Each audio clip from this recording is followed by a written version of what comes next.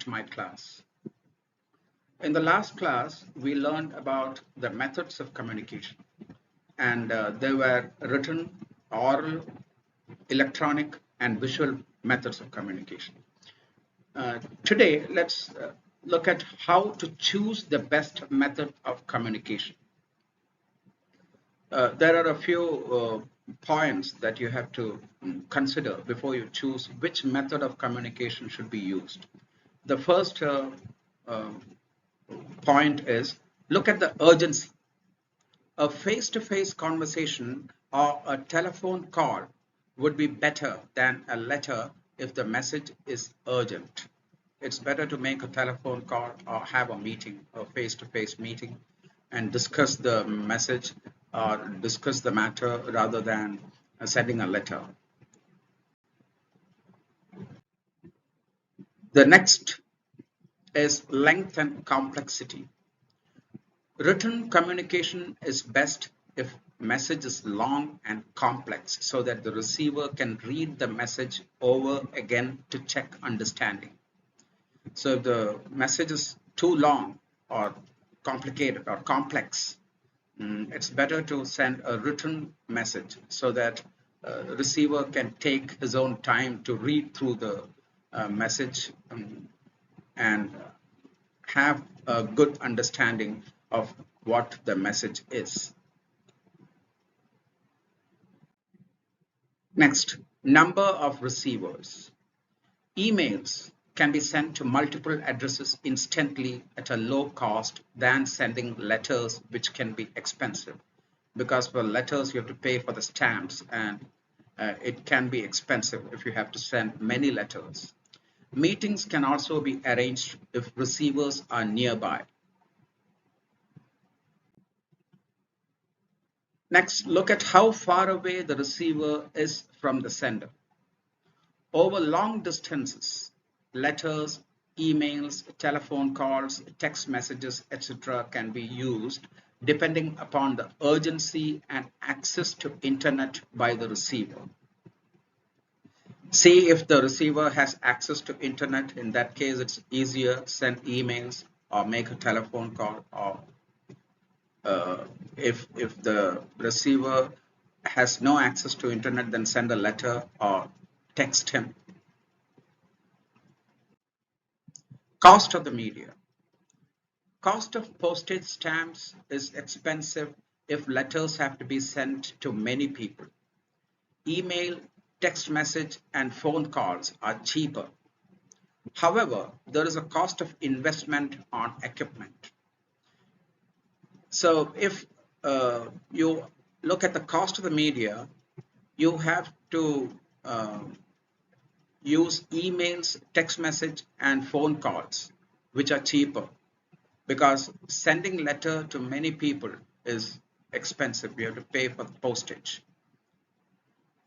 However, even for emails and text messages or phone calls, there is an investment on the equipment. That's what it means. Now look at some of the media and the advantages and disadvantages of each media, which can be used for communication. The first one being letter. The advantages are written record can be maintained, details can be included, it can be made confidential, it can be used for future references, you can store a letter, and the letters can be sent to many people. However, the disadvantages are postage cost, no immediate feedback.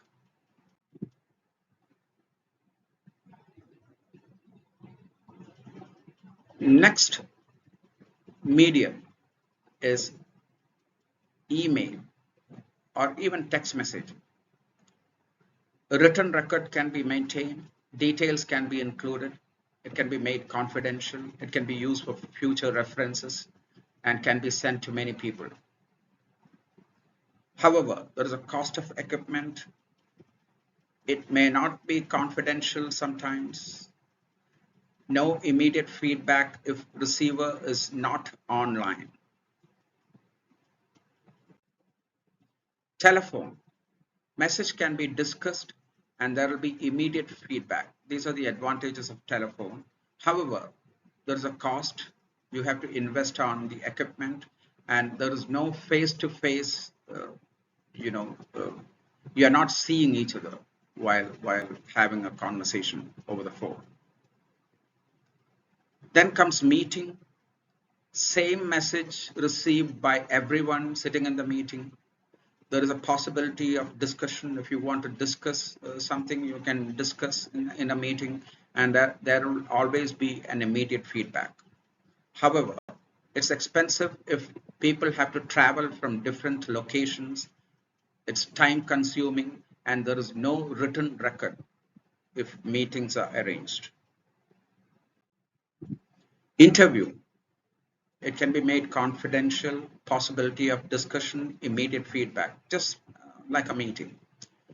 It's also time consuming, no written records in an interview. Video conferencing. This is less time consuming, no travel cost. Why less time consuming is because people need not travel from different locations. It can be arranged immediately. However, cost of equipment is there, and also different time zones around the world can make it difficult for a video conferencing, because if one part of the world is day, the other part might be night. Charts and diagrams. Easy to understand charts and diagrams, but some details are lost while presenting a message or information in the form of charts and diagrams. So these are some of the media that can be used in communication. And let's conclude here and resume in the next video. Thank you.